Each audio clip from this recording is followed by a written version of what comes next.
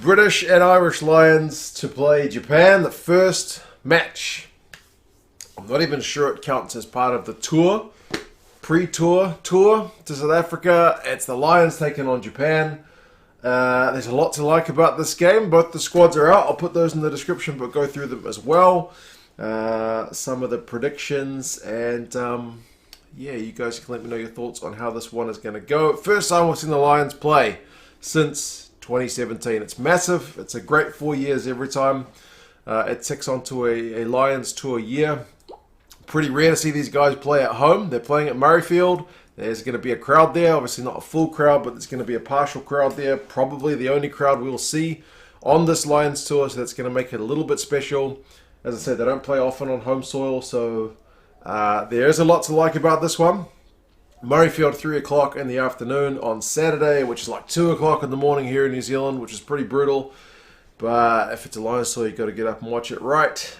Interestingly, I don't think New Zealand's got a broadcaster for this game. Like, Sky New Zealand's got the tour, but as I said, I don't think this game counts as part of the tour. I'm not even sure if this game's an official test. That's still being debated, apparently. Warren seems to think, Gatland seems to think it should be a test. Obviously, it's two big sides. I don't see why it wouldn't be a test match, but apparently that hasn't been confirmed as I record this. And yeah, Channel 4 is showing it in the UK, which is free to air, thankfully. But yeah. The sides, the Lions named their side a couple of days ago, but it's had to have two changes since then because there's a couple of guys who've had to pull out. The Scottish contingent is not as big as it was going to be, but Warren Gatland did say he wanted to pick a big Scottish contingent because they're playing in Scotland, and he thinks that kind of makes sense, which is fair. Sutherland, Owens, and Furlong is the front row. Initially, it was going to be Ferguson instead of Furlong, but Ferguson's got like a back spasm, so he's had to sit out. So Furlong jumps into the number 3 jersey. That's a pretty tough-looking front row. Interestingly about the starting lineup, there's no English players in the starting contingent, which has been a bone of contention apparently with some people. But come on, man, it takes a while for the guys to get going. You got all the Exeter guys still not available. The Saracens guys have just become available, so I don't really see it as being a big deal personally. But again, I'm a neutral on this one. So, but anyway, that's still a pretty good looking front row. Henderson, Alun, Jones, very good second row as well. Iain Henderson's one of the most athletic guys you'll see. Alun Jones, despite the age, which he gets a lot of stick for, he's still got the work rate of a much younger man. So people seem to discount what he's doing for some reason, but the stats always show him to be one of the top carriers and tacklers and whatnot, so he's a very busy guy. He is captain, kind of no surprises there. Beirne is at 6, Tipuric's at 7, and Conan is at 8. A few of these guys will be getting their first Lions run out, to be fair, in the forward pack. Beirne, Sutherland, Conan, none of these guys have played with the Lions before. Interestingly, it wasn't going to be Tipuric. Initially, it was going to be Watson, again with the Scottish connection, but he's got return to play concussion protocols to go through, I think, after a bump at training, so he has to sit, which obviously in the long run is going to be better. He'll be disappointed not to get the run out this time. Beirne, interestingly, gets mentioned. He is got him as a 6 in this tournament. He's not really looking at him as a second rower, and talked about his ability at the breakdown. So that's what we're going to be expecting to see from Tadhg Beirne, I would imagine. And then you double down with Tipuric as well, another guy who is very, very good at the breakdown. So the Japanese will have to be pretty mindful of looking after the pill because there's going to be these two guys all over it. And Conan's going to have a point to prove as well because Faletau is on the bench. And I would have thought Faletau is maybe, at least with the Six Nations form and maybe the relationship with Gats, I would have thought Faletau is the favourite for number 8. But Conan can really put his hand up with a strong performance here. And he was underrated, I think, in the Six Nations and just generally as well. The 19 combo is Murray and Biggar, so maybe kind of no surprises there. I think that's most people's pick for what would be the first test 19 combo. I'm not saying everybody's pick because everyone's got different opinions when it comes to the Lions. But yeah, that's probably the favourite pairing. But Gats did say there's going to be guys who are going to step up and guys who are going to step back. So everyone needs to put in 100% between now and the first test. Aki and Henshaw, familiar Irish midfield combo at 12 and 13. Arky's first run-up for the Lions. Henshaw, I think, returned injured from the last Lions tour after getting, maybe is it one run-out, or maybe two.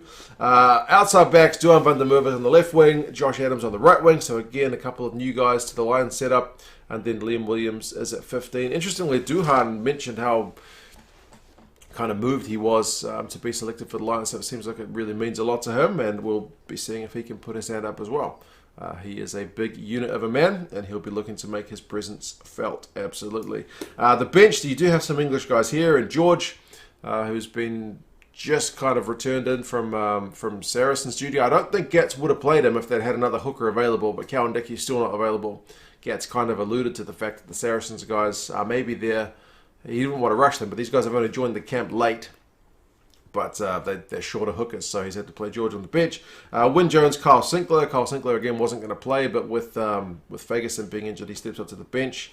Another late arrival. Laws, Faletau, Price, Farrell, another one. They mentioned maybe wanting to play Finn Russell, but him also having a wee ankle strain, so not being considered. And then Anthony Watson's there as well, so Farrell can cover 10 and 12, and then Watson can cover pretty much the rest of the back line, at least the outside backs anyway. So yeah, like I mentioned, Simmons, Lua Cowan-Dickey, Hill, all these guys still with the Chiefs. Hogg, so yeah, kind of unavailable for selection. For the Japanese, remember these guys did play the Sunwolves, so it's not their first game. It was a Japanese representative team, but it was, I don't know, largely similar team to what we see here. At least I've seen the highlights of it, so it seemed like most of the guys were there. I didn't see the full lineups though. And they struggled early against the Sunwolves. They were 14-3 down at halftime, but they managed to win that one 32-17 after being 17 all after about 70 minutes. So they kind of clicked together a bit late. I would imagine they will be a little bit sharper for having had that performance to shake off a bit of the rust. But will the Lions have that kind of rust with their first actual game together? That's the one that's going to be interesting. Inagaki, Sakate, and Ku are the front rowers. All those guys went to the World Cup. Inagaki, in terms of world rugby, is one of the most underrated guys. He is a very, very good loosehead prop, strong scrummager, good ball carrier. There's nothing not to like about Keita Inagaki, man. He's a really, really good player. Sakate was the second guy for Japan at the World Cup. He was kind of the second choice hooker, but he's stepping up with Horie not being in the squad. And Ku is relatively young, but he's been with the Japanese setup for quite a while as well. Van der Vault and Moore, not the tallest locks, but Moore's got a heck of a work rate. Obviously, Luke Thompson retired from the game, and he's another one of those guys that set that kind of work rate mold. I guess similar to Alun Jones in terms of the style, not that flashy, but heaps and heaps of tackling. That's what you can expect from James Moore. Leach, Labuskakny, and Murphy are the back row, and that's a pretty exciting back row. It's not so much a pilfering back row, but you do have Labuskakny, who is very, very good at that. He's another tackling machine, old Lappies. And then Michael Leach is kind of your all-round skills guy, plus your work rate, and he's the captain. And then Murphy, I don't expect Murphy to go much longer than 40 minutes, especially because they've gone 6-2 split. I expect Murphy to go absolutely gangbusters for 40 minutes and just destroy himself. He doesn't have any regard for his own safety. Sometimes you see a guy take a high ball or take a long kick or take a kickoff and return it, sometimes at a bit of a canter. Murphy generally runs full tilt into whoever he is carrying against. He just sprints straight ahead. Yeah, he just goes and goes, and then sometimes he empties the tank too much. He can't go the 80. So with Himeno and Tatafu on the bench, I don't expect him to go much longer than 40, like I said. We'll see. Shigeno and Tamura as the 19 combos. Shigeno went to the World Cup, but I think he was the third choice halfback, so I'm keen to see him get a crack. Tamura is that kind of, cool head distributing 10 that's been around the Japanese team for what seems like an age now. Nakamura and Lafaele. The midfielders, again, these guys went to the World Cup, so these aren't going to be any slouches. Fafita, Matsushima, and Yamanaka are the outside backs. Fafita is the only one who wasn't at the World Cup, I think, of the starting 15. He's still pretty young. I think he's in his early 20s. Been to high school in Japan, so he's well familiar, with the setup. And he seems like a bit of a unit. he seems like a bit of a big fella. I remember Kinki Fukuoka, who's a very different style winger, who was that kind of more like Shane Williams style. You know, zippy little nimble guy. He's retired from rugby to pursue his medical career, so he's the one guy that's kind of had to be replaced. Matsushima, interestingly, is on the wing rather than fullback, and Yamanaka is at fullback. Matsushima's been playing his trade pretty well in France in recent times, so it's a very dangerous looking back three. Horikoshi, Miller, Ivalu, Cornelson, Himeno, and Tatafu are the forward replacements, with Saito and Matsuda covering the back. So, like I said, 6-2 split. Himeno and Tatafu. Himeno's been playing number 8 over here in New Zealand for the Highlanders, and he's been in cracking form, getting some good turnover ball as well as carrying.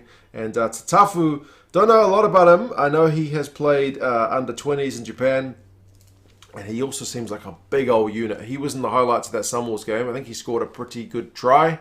Yeah, he's a barrel of a man. So I expect Mafi to come off and maybe Tatafu or Himeno to come on and just try to cause absolute havoc. But we will see how things go. As I mentioned, these guys have had the one game, which the Lions haven't had yet. So that could be an interesting one, because if you remember the 2017 tour, the Lions didn't start that sharp, although these guys have been in camp, the majority of them, longer than I think the last Lions tour had. So they haven't had the games, but they've had a fair bit of time together in camp. So hopefully they've got a bit of cohesion going on. And as I said, the Japanese shook a bit of that rust off last week. Yeah, the prediction for this one. The bookies over here in New Zealand have got the Lions as favourites by a whopping 18 points, which I feel like seems like a lot. But I don't know. That's maybe punters getting a wee bit excited for the Lions. I can't imagine the Lions come out absolutely razor sharp, but as I said, they have been in camp for quite a long time. I don't think the training is quite the same as the game time, as we saw with the Japanese. When they played the Sunwolves a couple of weeks ago, it took them about 70 minutes to really find their form, but maybe the extra camp time is going to add to that match sharpness. I'm not sure. We'll have to wait and see. As I said, 3 o'clock, Murrayfield, June 26th. That is a Saturday game, 2 o'clock in the morning over here in New Zealand.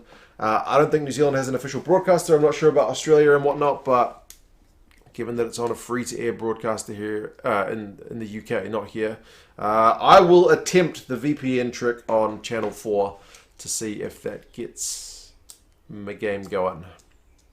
Otherwise, what are we rugby fans to do without an official broadcaster?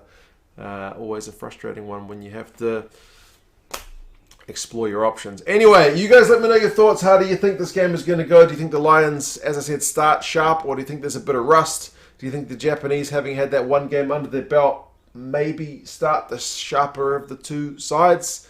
Are the Japanese going to be pumped up with their first and maybe only chance to play the Lions? Or will these Lions guys looking to put their hands up for test selection be too much? It's going to be great. I'm very much looking forward to it. You guys take care of yourselves, and I will talk to you again soon. See you later. So like I said, guys, I don't think New Zealand has a broadcaster for this Lions against Japan game, but helpfully the game is listed here on Channel 4 in the UK, which is a free-to-air network. So what I'm going to try anyway, you guys may or may not be lucky enough to have the broadcast in your neighborhood. I'm going to go to Channel 4 using a VPN, essentially. Like, I'm connected to ExpressVPN here. I'm connected to a UK server. So I should be able to watch the shows using this free service. Now, with Channel 4, you do have to sign up. It's like a free account thing. You just need name and email address. So it's free to sign up. But yeah, you do need to be connected to the UK to be able to watch it. So this is kind of what I'm banking on personally. Yeah, it seems to work for me here. I should say though, when I tried to watch stuff on demand here, it didn't work. It picked up that I wasn't in the UK, but for live, it seems to do the trick. So that's basically what I'm hoping on. If you guys are in the same boat as me and you want to give it a crack, you don't have a VPN, I will put the link to Express VPN down in the description. It's pretty straightforward. You sign up, and you just make sure the server you're connected to is a UK one. Like I said, Channel 4, you do have to have an account, but that's like same as like signing up for an email address. It's pretty easy to set up. You don't even need a phone number or anything. So yeah, link in the description, guys, if you want to try ExpressVPN. They do a 30-day money-back guarantee just in case it doesn't work, but yeah, we'll have to see if it works at 2 o'clock in the morning on Saturday or Sunday morning for me. Anyway, you guys take care. I'll talk to you again soon. Bye.